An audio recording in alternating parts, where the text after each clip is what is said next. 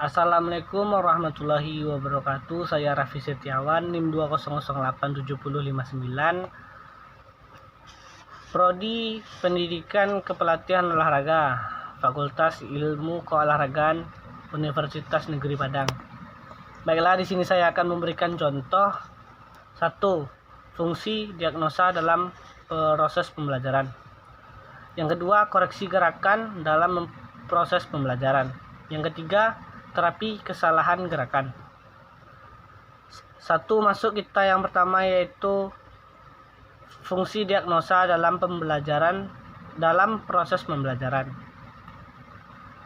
Di sini fungsi-fungsi diagnosa gerakan adalah yang pertama, sebagai pedoman atau dasar untuk memberikan koreksi kesalahan yang terjadi. Yang kedua, untuk dapat melokalisasikan letak kesalahan. Yang ketiga, mengidentifikasi jenis dan faktor yang menyebabkan terjadinya kesalahan. Yang empat, untuk memperkirakan atau menemukan alternatif bantuan untuk perbaikan kesalahan yang terjadi. Contohnya pada lompat jauh. Seorang peserta didik belum dapat menempatkan kaki tumpuannya dengan tepat pada balok tumpuan. Biasanya guru penjas mengatakan bahwa peserta didik serupa menempatkan kaki tumpuannya lebih tepat lagi. Sementara itu, analisis terhadap kemungkinan penyebab ketidaktepatan penempatan kaki tumpu tersebut diabaikan atau kurang mendapat perhatian. Padahal menempatkan kaki tumpu yang kurang tepat tersebut dapat disebabkan oleh beberapa faktor, misalnya irama gerak yang belum sempurna, kecepatan yang belum terkendali, atau pengalaman motoriknya yang belum mendukung.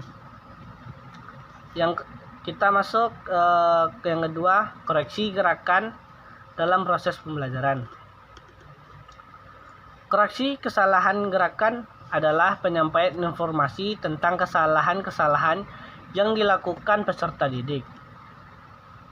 Hal penting yang harus diketahui oleh guru dan memberikan koreksi adalah hakikat dari koreksi itu sendiri. Hakikat dari koreksi gerakan adalah menginformasikan kepada peserta didik untuk melakukan perbaikan sebagai upaya pencapaian hasil belajar yang optimal. Ungkapan ini memberikan pengertian bahwa koreksi gerakan haruslah dapat membawa peserta didik ke arah atau pada suatu keadaan psikis yang positif, misalnya meningkatkan motivasi dan kegairahan yang terjadi. 3. Terapi kesalahan gerakan. Bila terapi gerakan yang diberikan tidak relevan dengan bentuk dan penyebab kesalahan yang terjadi, maka perbaikan yang diharapkan tidak akan pernah terjadi. Bahkan efek yang lebih berbahaya adalah munculnya suatu bentuk kesalahan yang lain. Terapi gerakan dapat diartikan sebagai pelaksanaan bentuk-bentuk latihan untuk memperbaiki kesalahan gerakan yang terjadi.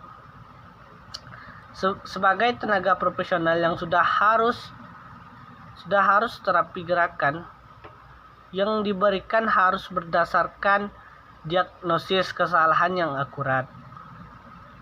Tanpa diagnosis yang akurat, maka terapi terhadap kesalahan gerakan yang diberikan akan menyimpang dari apa yang sebenarnya yang harus dilakukan untuk dapat memperbaiki kesalahan yang terjadi. Baiklah, hanya itulah yang saya dapat sampaikan. Apabila ada penyampaian kata atau penjelasan, saya mohon maaf. Saya akhiri. Assalamualaikum warahmatullahi wabarakatuh.